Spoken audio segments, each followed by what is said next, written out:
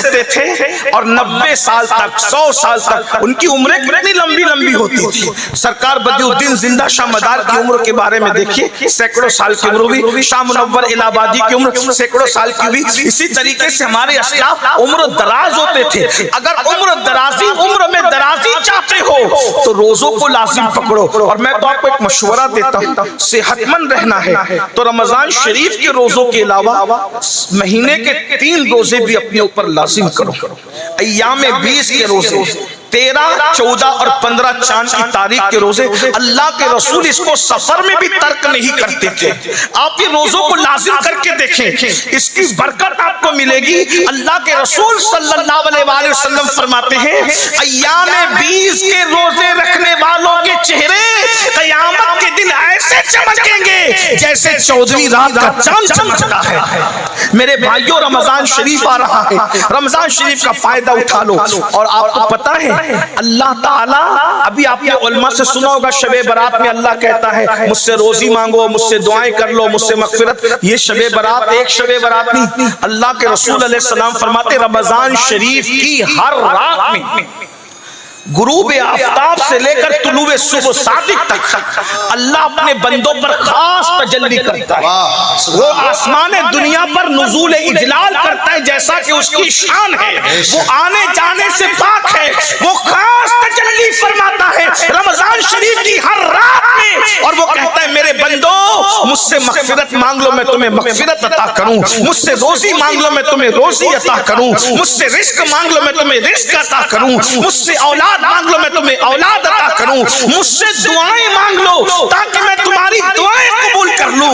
او سال بھر پریشان رہنے والوں، کبھی تعویذ کے چکر میں، کبھی وظیفوں کے چکر میں، کبھی اس کا در، کبھی اس کا در، کبھی اس کا در. اے میری قوم کے جوانوں، اگر اپنی پھوٹی تقدیر سنوارنا ہے، اگر اپنی بگڑی تقدیر سنوارنا ہے، اپنا سویا ہوا مقدر سنوارنا ہے، اللہ کے رسول کے ذریعے اعلان کرایا جا رہا ہے میرے بندوں مجھ سے دعا کر لو میں تمہاری دعا کو قبول کروں گا.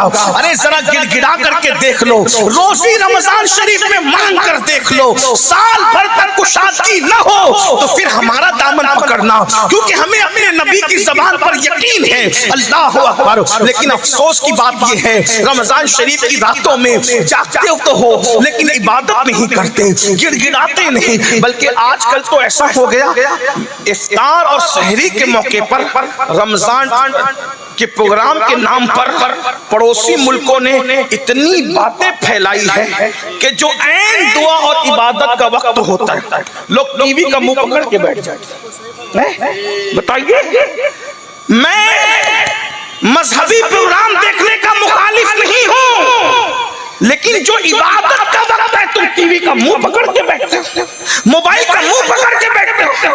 ارے افطار اور سحری کے وقت جب روزے دار دعا کرتے ہیں تو اللہ کے 70,000 فرشتے تمہاری دعاؤں پر آمین کہنے کے لیے اترتے ہیں.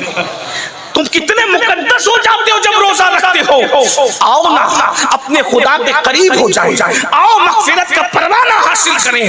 اپنی گفتگو کو سمیٹتے ہوئے پھر میرے آقا فرماتے ہیں دوسرے زینے پر جب میں نے قدم رکھا تو جبریل نے دعا کی اے اللہ تیرے محبوب کا جب نام لیا جائے کسی محفل میں اور اس وقت جو تیرے حبیب پہ درود نہ پڑھے تو اس کو بھی اپنی رحمت سے دور کر دے، وہ بھی تیری رحمت سے محروم ہو جائے.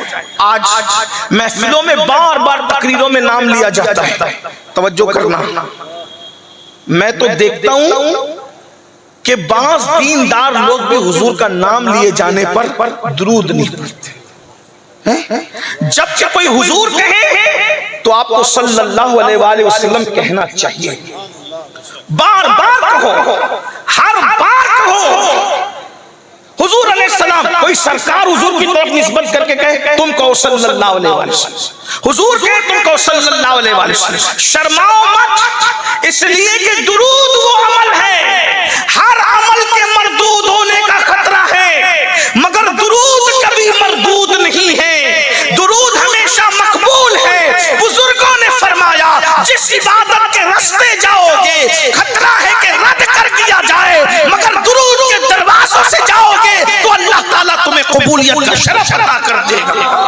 اس لیے درود کو لازم پکڑو۔ اور محفلوں میں تو نعرہ لگانے میں سب کی آواز نکلتی ہے، لیکن درود پڑھنے میں آواز نہیں نکلتی۔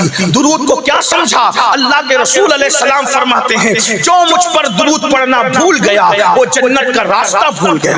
لوگ ہم سے کہتے ہیں حضور کے دیدار کا کوئی وظیفہ ہے، میں نے کہا درود سے بڑا کوئی وظیفہ دیدار رسول کا نہیں۔ لوگ کہتے ہیں مدینہ منورہ جانا ہے، دولت نہیں ہے۔ اے میری قوم کے جوانوں، کوئی دولت سے مدینے نہیں جاتا بلکہ حضور کی عزت سے مدینہ منورہ جاتا ہے، حضور کی عطا سے جاتا ہے۔ جسے چاہا در پہ بلا لیا، جسے چاہا اپنا بنا لیا، یہ بڑے کرم کے ہیں فیصلے، یہ بڑے نصیب کی بات ہے۔ اگر مدینہ منورہ جانا چاہتے ہو کثرت سے درود پڑھا کرو۔ ایک بات بتاؤں، زبان میں تاثیر ہوگی، درود پڑھو، چہرے چمکیں گے، درود پڑھو، اولاد فرما بردار ہوگی، درود پڑھو، مصیبتیں ٹلیں گی، درود پڑھو۔ یہ کام کوئی کام بگڑنے نہیں دیتا، بگڑی بھی بنا دیتا ہے۔ سبنا میں محمد، حضور کا نام لیا کرو، حضور پہ درود پڑھا کرو، کم سے کم 500 مرتبہ ہر امتی ضرور درود پڑھا کرے۔ پتا ہے آپ کو 500 مرتبہ درود پڑھنے میں صرف 10 منٹ لگتے ہیں۔ صلی اللہ علیہ وآلہ وسلم، یہ مختصر سا درود شریف ہے،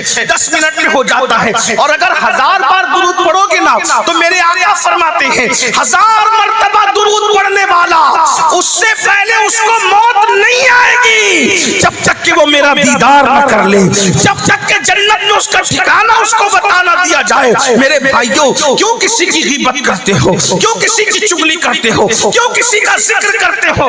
اپنی محفل میں کسی اور کا ذکر کرنے کی بجائے اپنے محبوب کا ذکر کیا کرو۔ آپ کو پتا ہے سلطان محمود غزنوی، ان کے انتقال کے بعد برسوں بعد ان کی قبر کھلی تو کفن بھی میلا نہیں ہوا تھا، تو لوگوں کو پتا چلا یہ بادشاہ ہو کر اس وقت تک سوتا نہیں تھا جب تک 1000 مرتبہ مصطفیٰ جان رحمت پہ درود نہیں پڑھ لیتا تھا۔ یاد رکھنا، جو کثرت سے درود پڑھے گا اس کا کفن بھی میلا نہیں ہوگا، جو کثرت سے درود پڑھے گا اس کی قبر کی مٹی اس کے جسم کو نہیں کھائے گی۔ درود پر تو بہت سی باتیں ہیں۔ ایک واقعہ مجھے یاد آتا ہے، مدینہ منورہ جانے کے شائقین اس کو غور سے سنیں، یہ بہت پرانا نہیں، ابھی ماضی قریب کا واقعہ ہے۔ گجرات کی سرزمین پر، مولانا گجرات سے آئے ہیں اس لیے گجرات کی سرزمین پر ایک عاشق رسول رہتا تھا، بڑا غریب تھا، بڑا مفلس تھا۔ یاد رکھنا، عشق رسول وہ دولت ہے جو صرف مالداروں کو نہیں ملتی بلکہ غریبوں کو بھی ملا کرتی ہے۔ عشق رسول وہ دولت ہے جو صرف خوبصورتوں کو نہیں ملا کرتی، کم خوبصورت لوگوں کو بھی مل جایا کرتی ہے۔ عشق رسول وہ دولت ہے جو صرف پڑھے لکھے لوگوں کو نہیں ملتی، ان پڑھ لوگوں کو بھی مل جایا کرتی ہے۔ ایک بات اور عرض کر دوں، عشق رسول صرف متقی لوگوں کو ملا نہیں کرتی بلکہ عشق رسول وہ دولت ہے کبھی کم متقی لوگوں کو بھی مل جاتی ہے۔ اور یاد رکھنا، جسے عشق مصطفیٰ مل گیا اسے خیر کثیر مل گیا۔ عشق سے بڑی دنیا کی کوئی دولت ہے ہی نہیں، بلکہ یہ سن لیں جو عاشق رسول بن جاتا ہے وہ فرشتوں کے آگے نکل جاتا ہے۔ جہاں فرشتوں کی حد پرواز ختم ہو جاتی ہے کبھی کبھی عاشق اس کے آگے نکل جاتا ہے۔ یہ تو اپنا اپنا ہے حوصلہ، یہ تو اپنی اپنی اڑان ہے، کوئی ٹھکے رہ گیا پام تک، کوئی کشا سے گزر گیا۔ حضور پہ درود پڑھا کرو۔ وہ سنگ تراش تھا، سنگ تراش سمجھتے ہو یعنی پتھر تراشنے والا۔ درود شریف کی کتاب ہے جس کا نام دلائل الخیرات ہے، اس کو پوری دلائل الخیرات زبانی یاد ہے۔ وہ درود پڑھتا تھا، اور کیسے؟ جب بھی کوئی کام شروع کرتا تھا تو پہلے دلائل الخیرات کا ایک چیپٹر، ایک سبق، ایک باب، اس کو 7 حصوں میں تقسیم کیا گیا۔ بعض صوفیہ نے اس کو 8 حصوں میں، بعض نے اس کو 7 حصوں میں، بہت خوبصورت سے گئے اس نے درود شریف کی۔ اللہ والے اکثر اس کو ورد میں رکھتے ہیں۔ میں اپنے بزرگوں سے گزارش کروں گا، حالانکہ میں ان کا چھوٹا بھائی، ان کا نالین بردار ہوں، علماء سے کہتا ہوں بہت مصروف رہتے ہیں، ہو سکے تو دلائل الخیرات شریف کو اپنے اوپر لازم کر لو۔ صرف 10 منٹ لگتے ہیں ایک چیپٹر پڑھنے میں، اور جب آپ پڑھنے کے عادی ہو جاتے ہیں تو کبھی 6 اور 7 منٹ میں بھی نپٹ جاتا ہے۔ درود شریف کی کتاب دلائل الخیرات کو اپنے اس کتاب کو پڑھنے والے ولی بن، بہت بڑی چیز ہے یہ۔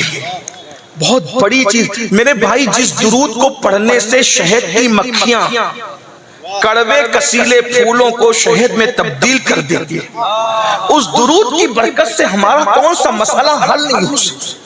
حضور سے اپنے رشتے کو مضبوط کرنا ہے تو درود پڑھو، درود درود درود۔ بلکہ شیخ محقق عبدالحق محدث دہلوی کہتے ہیں درود کے رنگ میں اتنا رنگ جاؤ کہ سوتے رہو تو بھی تمہارا دل درود پڑھتا رہے۔ درود کے فضائل کبھی ختم نہیں ہو سکتے۔